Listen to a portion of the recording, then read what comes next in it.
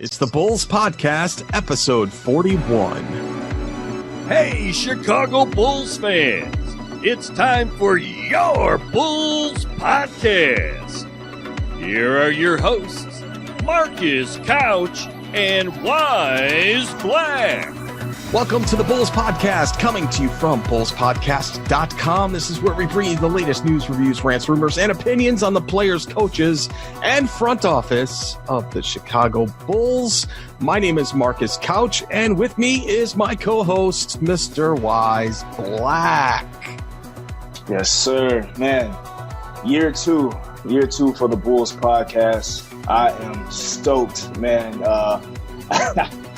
Yesterday I just went to the Bulls game, and that was definitely a way to bring in the new Bulls season for me. So, man, I can't say enough as to how hyped I am and ready to get back talking to the fans, man, and just indulging ourselves within this team, man. So I'm super excited. What's up with you, Marcus?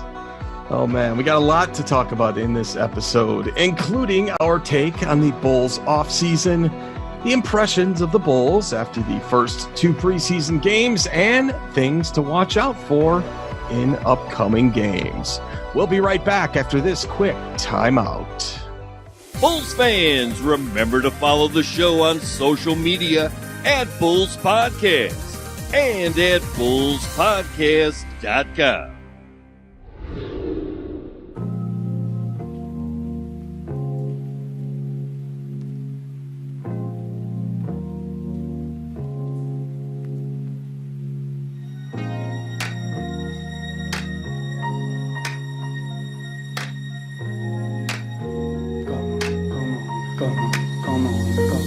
Okay, Wyse, we're back at it once again, man. It feels so good to be back on the mic with you again, talking Chicago Bulls.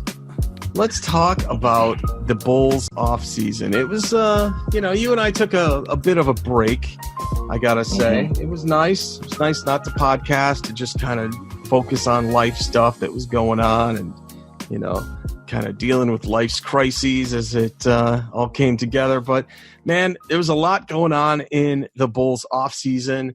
We signed a bunch of free agents. We talked about them even on our last show. We brought in Thad Young from Indiana. We brought in Luke Cornett, the corn dog, from the Knicks. And we also brought in Thomas Satoransky, from the Washington Wizards. And that I like the Sato signing because he and Otto Porter played some significant time together, and Otto Porter is the glue that's holding this whole thing together right now. We're really counting on him to help out. So let's take them one by one. We've seen them. What was your impression of overall? I mean, and this is our praise of Gar Pax of all things, but what was your overall take now that you've had some time to digest those signings? Yeah, our praise of very few for Gar Pax, so they should definitely relish in that, because they definitely don't get that too often from us. But man, I thought they were just out of their norm, man. Like when they happened, when I first heard about it, I was pleasantly surprised. I got to tell you, because seeing that they were able to pull off a sign and trade to get Sato from Washington. That was something that the Bulls had, at least since I've been watching the Bulls.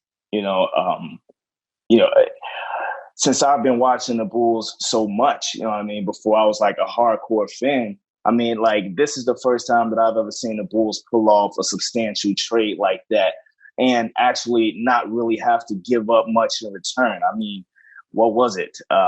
Didn't they just give up some like second round picks or something like that? I believe it was and we were stocking those we were stocking those second round picks up like crazy anyway. It was like a fruit stand. We had tons of second rounders to go around.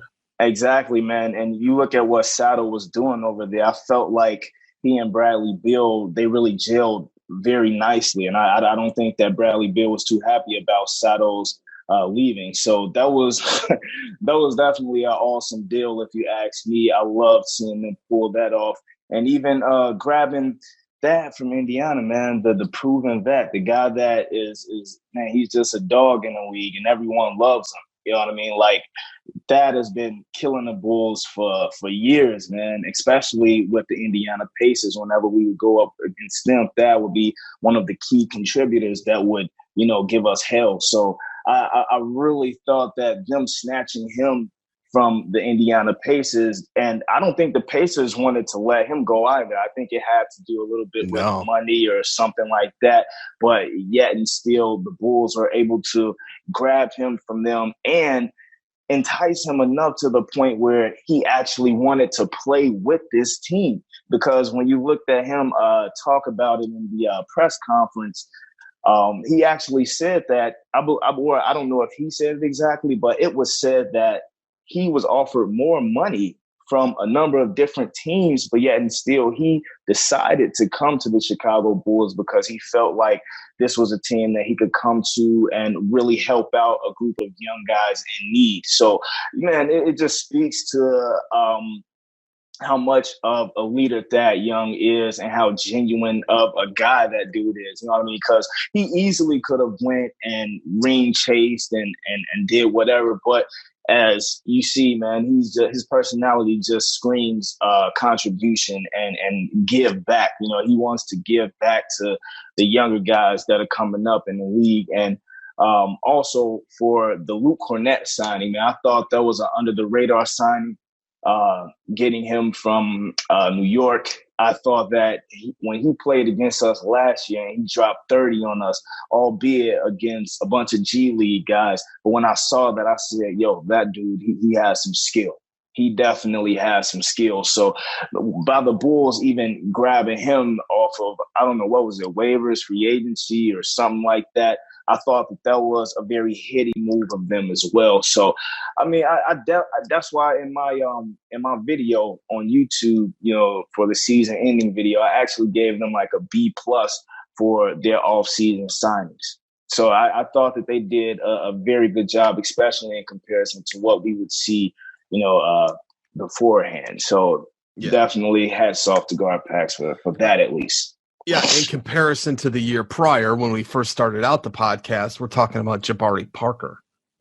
Exactly, which at the time we didn't think was that bad. We didn't. Yeah. We didn't. We thought he was the missing piece in terms of going together with Zack and Lowry. I think it was probably hopeful wishing.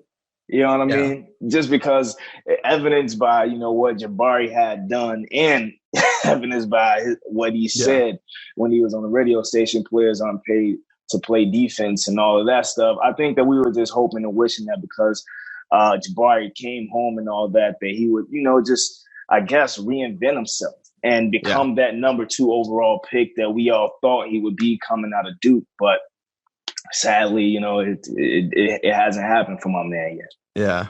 So let's talk about what the Bulls actually did do.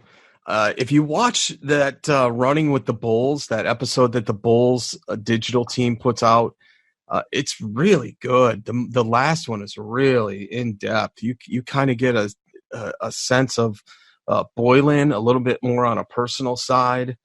Did you happen to see that, Wyse? I didn't see the entire thing, but I think I know what you're talking about. When he was like brewing the coffee and like just yeah.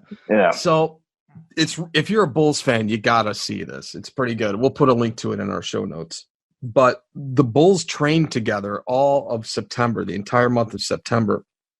Now, speaking of Boylan, like the thing that I dug is that he hung out with all of the players. He went to the Bahamas with Zack and his family, and as Zack said, he ran up the bill, which I thought was funny. He went to Finland. Boylan did? Boylan ran up the bill? He went to Finland to visit with Lowry, and they were doing the Finnish sauna and then jumping into the cold lake in Finland. Wow. DC, he went to Washington, D.C. and hung out with Otto Porter Jr. and his family during D.C.'s food week. So they went eating everywhere. That's cool, man. I think Boylen's a cool dude for hanging out like that with all the players and getting to know their families and everything else. And you get the sense, you get the sense of what Boylen really is. I mean, he's not just this, like, everybody kind of thought he was like this bully, tough guy, let's do push-ups, everybody get the leadership committee together and boycott and all the rest of this. I just think, man, this guy's got a huge heart, and he wants the Bulls to get back to glory. And he's, deep down, he's a basketball fan, and I gotta hand it to him, man. I really do think that this is a good coach for our rebuild. I really do. Really? I just think that he's got it together. And let me explain something else too, and make a segue here. Sure. Is he put together in the month of September a Bulls one-on-one championship, and he went and bought this WWF style championship belt, and he made it so that everybody had to play one-on-one every week. And the winner of that week got to wear the championship belt around practice and in the locker room and all the rest of it. And I think there was money on the line every stage in terms of who won the most and all that stuff. Oh, my man. I'm out of the loop. Wow. Yeah, so as it turns out, in other interviews, I heard that the tournament money winner was Zach LaVine. He won the most money. But the overall winner of the tournament, who actually faced Zach LaVine in the finals, Archie. You want to take a guess? Wasn't it Archie or something? Yep, it was Ryan Arcidiacono. Beat Zach. And Zach was a point away. It was game point. Zach would have got it. He tanked it off the rim. Arch went right to the three, off the rebound, sunk it, and sunk a couple more threes to win it. So took away the trophy. So the underdog wins again. See, my bad, guys, because I haven't really been watching all of the Run With Us videos and all that. Like over this past summer, I've really taken some personal time, just been studying for school. This just came out, by the way. All of that stuff. So this one just came out, bro. I would turn them on, but it would be background noise for me. You know what I mean? That's why I knew it was Archie, because I heard Archie's name, for the one-on-one thing and all that. So. But yeah, that's dope. That's dope.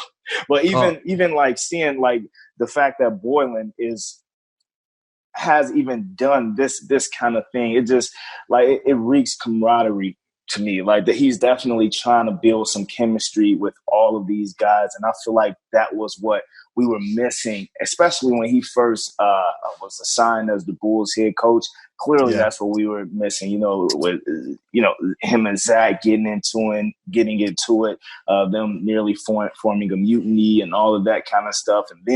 But we saw glimpses of Boylen having a big heart, as you said, when Zack started to come around on him when he paid his fine and all of that. So I mean, I'm not surprised, but I'm actually I'm more impressed seeing that he has taken the next level to really get to know these guys, get to know his players, and I love it.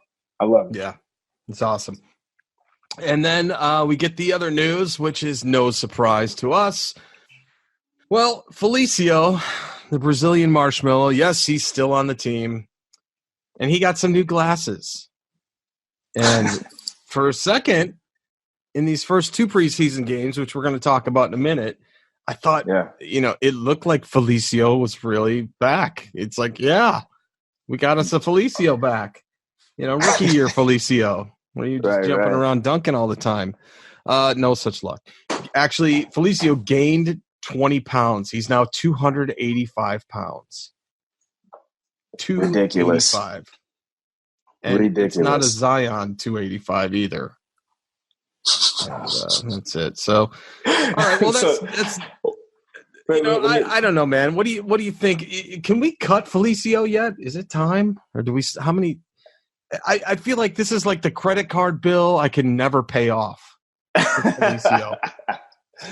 Yeah, it's definitely one that you regret having to pay. It's like we're just indebted up to our eyeballs dealing with this Felicio deal. I think he has one last year, this year, and then one more in 2021. Yeah, it's just insane. This is like child support, man. God. Gar, he messed us up. He messed us up tremendously with this deal. But I don't see how Felicio was. And I don't want to bag on the guy like that. I actually hope that he gets better, man. I hope throughout the year he does get better, especially seeing that if we, knock on wood, just in case we have some stupid injury or something like that, man. I want Felicio to just be competent, y'all. We're not asking you to come out and be an all-star or anything like that, but just be competent out there. But yeah, even watching him yesterday, he early on he looked okay, but it's like as the game wanes, he seems to get winded or something like that. So and it clearly shows that, in that way that he's put on the pounds, and because it's just, I don't know, he doesn't get it, man. He doesn't get it. Even with all of the slander that he gets from Bulls Nation, that dude is like, so I got my money. I got my money, so I'm chilling. That's his attitude.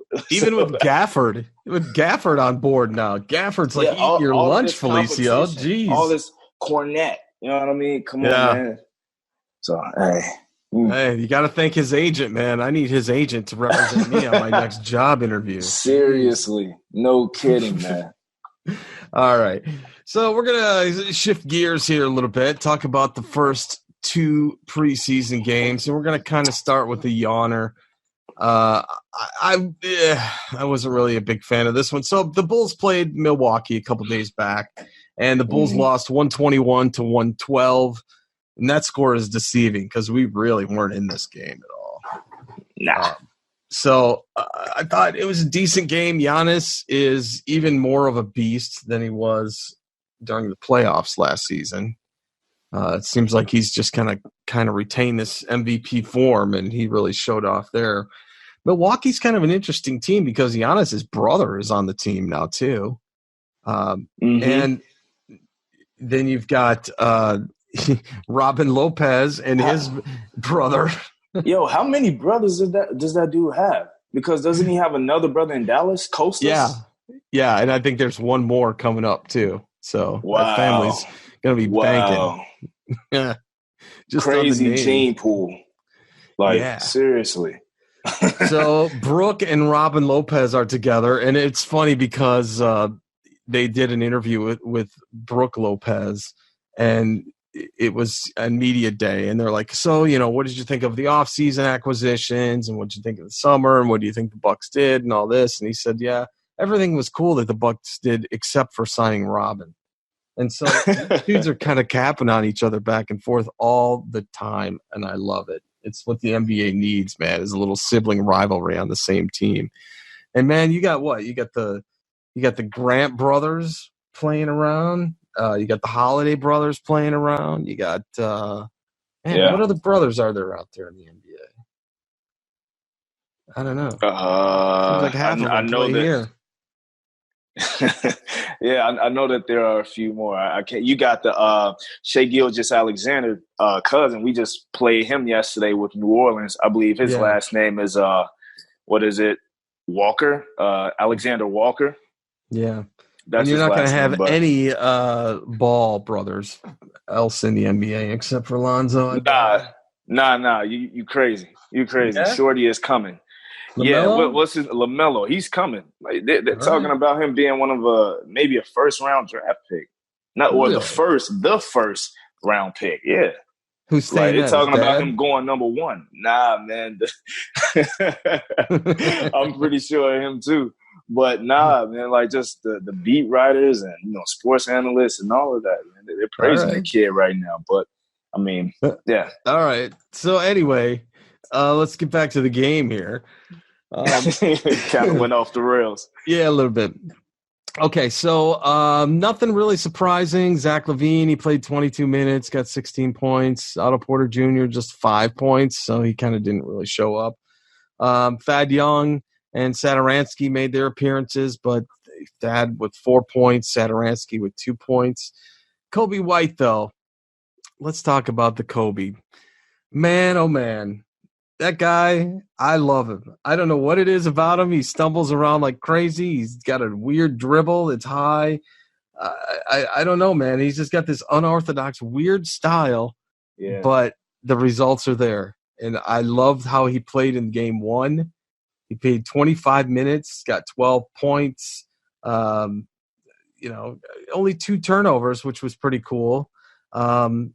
Just 1 assist, 1 steal, 2 rebounds. Not crazy in terms of that, but he was 3 out of 10 on field goals and 1 for 3 of threes. So 12 points for him. And then Daniel Gafford with 12 points. Denzel Valentine made his return with 11 points. Then we got some other guys, Justin Simon, Adam Makoka, just chipped in 5-6 apiece. Those guys are going to be gone by next week anyway. Yeah, man. So for me, that first game, I felt like it was just one of those where they, I guess they were just shaking the rust off, I guess, you know, but because like all of those dudes, they especially in comparison to yesterday. Yesterday is what has me changing my tune about the first game, because that first game, man, like I'm telling you, I was disappointed. And this is why. It's because Milwaukee set out all of their starters outside of Brook. Brook was the only starter out there. So all of those other guys were just role players. Not even major role players. A lot of them were bench guys. Like Frank Mason, like they just picked him up, from the G League or something like that. Or I believe he was playing for Sacramento last year, but yet still he came from the G League and he was out there balling. You had other guys out there just giving it to like everybody, all of the Bulls starters. So that's what really had me disappointed. You know what I mean? Because those guys were just out there looking like they were just completely out of space, out of place. Nobody really had a great game. Not even Laurie and Zack. I mean, Zack, he did fairly okay. You know, he did his Zach LaVine thing. He dropped 16 points, but yet and still he was a net negative. He was a net negative of -12. You know what I mean? The same for Laurie. He was a -8. Otto Porter was a -14. In a real plus minus. So a lot of them, and Otto Porter, he basically couldn't do anything. Although he only got 16 minutes, but even in that short stint, like he couldn't get anything going. Evidenced by his 2 for 7 shoot. Right. He went 0 for 3 from deep. You know what I mean? He went 50% from the line and only shot 2 free throws. So, I mean, like they were just shaking the rust off, I guess. But I still felt like what that really looked like to me was, I guess, like in a way, coaching error is what you asked. Is if you ask me, it kind of looked like a coaching error initially, because for the Milwaukee Bucks to come out, their bench players to come out and thrash our starters like that just like it perplexed me so much, because I'm like, these dudes are so well coached. All of them know their role and they do it well. All of them played their role very, very, very, very well, evidenced by the double-digit lead that they had most of that game. While their like bench player or their starter bench players, however you want to phrase it, they were like up by double digits most of the time. Like the Bulls didn't get back into single digits until like the fourth quarter when all of the G League guys were thrown in there. You know what I mean? So for that to have taken place, it just was like, oh my goodness, like what what is going on? And I was listening to other, podcasts and stuff, and they were kind of, praising the guys. And I'm like, did we watch the same game? I mean, I get it. This was, it was the first preseason game or whatever, so these guys were, like I said, just getting their feet wet. But I just couldn't get over the fact that none of their starters was there. Not Giannis, not Chris Middleton, not George Hill, not Kyle Korver. None of them were out there. And they still was like just giving it to all of us, So, I mean, it really got to me that first game. But to speak on individual play, when I watched Kobe White, I get what you mean. I get what you mean as far as like liking this dude, because I am like starting to come around on Kobe White. Like, and how critical I was of the pick of Kobe White initially, but like I love that dude's hustle. Like that, he really stood out to me with his hustle on the defensive end in that game. Yeah. So that's really what I liked out of him. Although he shot 3 for 10, 30% from the field, he really couldn't get it going from deep. Like he looked like he was still coming off of those bad shooting games from the summer league. And like I was just holding my head like, man, please do not like continue this. But I mean, he's cool, man. I definitely think that he's gonna come around. And who really impressed me yesterday was the rookie, or not yesterday, but in his first game was the rookie Daniel Gafford. Like he was the most impressive out there. He shot 6 for 8 from the free throw line. He had 5 boards out there. He put up 12 points, and I believe he was like one of the only players on the team who had a positive real plus minus. Or no, he Sato did too, but yeah, and still he looked the most impressive out there, if you ask me, because he did all of this in just 17 minutes too. So Daniel Gafford was the star of that game for this Bulls team, if you ask me. But seeing how they came out and played yesterday versus the Pelicans, I was like, all right, cool. I'm not tripping off of that first game. Yeah, so let's get into that, man. So you went to the game, and I'm glad you got to go. That was awesome. And so let's describe for me first. They redid the scoreboard. Let's talk about that. What was that scoreboard like? It was nice, man. It really just – I mean, I really couldn't tell anything that like was too crazy about it. If anything, I think that it just looks more vivid. The picture looks more vivid. I took a little bit of video on my phone or whatnot, and it just looks more vivid, if you ask me. But I really can't tell anything that was, done a whole lot differently to it. Although, I haven't gone to a ton of Bulls games, and I didn't pay attention to the scoreboard that much when I did go. So, I mean, I don't know. Maybe I'm not the right person to ask about that. Okay, cool. No, they just did a big story on it. They're like, it's the greatest thing ever, whatever. But okay, so describe the atmosphere, man. Was it sold out? Was it packed? What was going on? It wasn't sold out. You saw a few empty seats, but yet and still, it was the Madhouse on Madison Street as always. Everybody was out of their chair, going crazy, especially seeing that the rookie phenom Zion Williamson was in the building. Everybody cheered anytime he did anything similar to a dunk. They was like going crazy on his layups and stuff. So it was definitely a fun game seeing Zion coming into town. And man, I tell you what. So get this, man. I actually had third level seats, and I might get in trouble for saying this, but whatever. I don't work for the United Center or the Bulls, so whatever. But I had third level seats, right? I went downstairs to the first level because I was there with one of my guys, and he like, man, all those overseas, let's go to the first level. So I'm like, I don't know. I'll wait till you do it. So he goes in, and they didn't say anything to him. So I'm like, oh, yeah? So I pimp in there, and we find some seats, and man, it was beautiful. I like that first look. And I've gone to a game where I've had those 4 seats, so I know what it's like. It's just much, much better. And actually, the guy whose seat that I was sitting in, he actually came up, and he was real cool about it. He was like, I'm not tripping, man. Go ahead, have the seats. It's all good. And the dude actually got me a beer. So oh, nice. It was crazy. Yeah, like it was definitely a super dope night, man. And I made a buddy. I made a new buddy, too. So the Madhouse on Madison, it was good to me, as always. All right. So let's describe it here. Tell me about seeing Zion Williamson in person. The guy had 26 minutes in the game, shot 12 of 13, 5 of 8 from the line, 4 assists, 4 rebounds, and 29 points. I mean, dude, this is the second preseason game. The guy is already in mid-season form. So what was your impression of seeing Zion?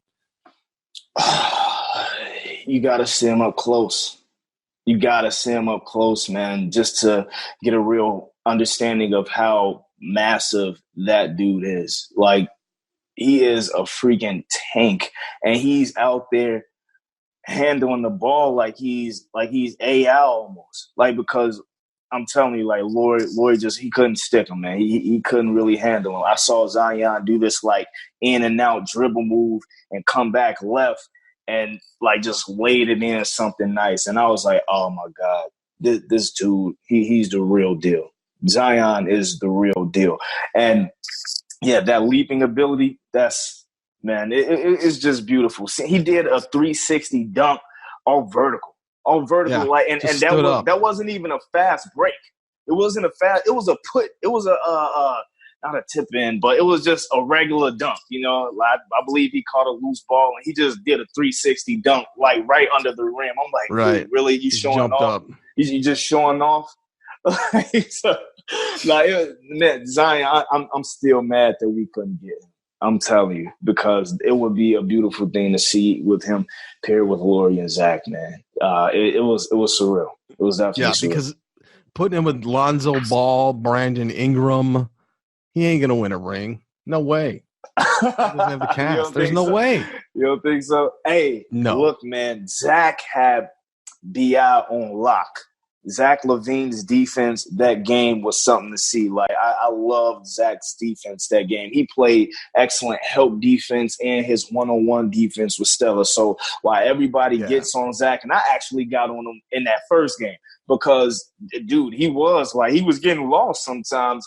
He was losing his man off those pick and rolls. And, you know, I understand that sometimes the big man is supposed to recover or whatnot, but everybody was just getting lost. So it was good to see Zack redeem himself in this game defensively, and you see what he did pouring in 28 points himself. So definitely, they all did their thing out there, man.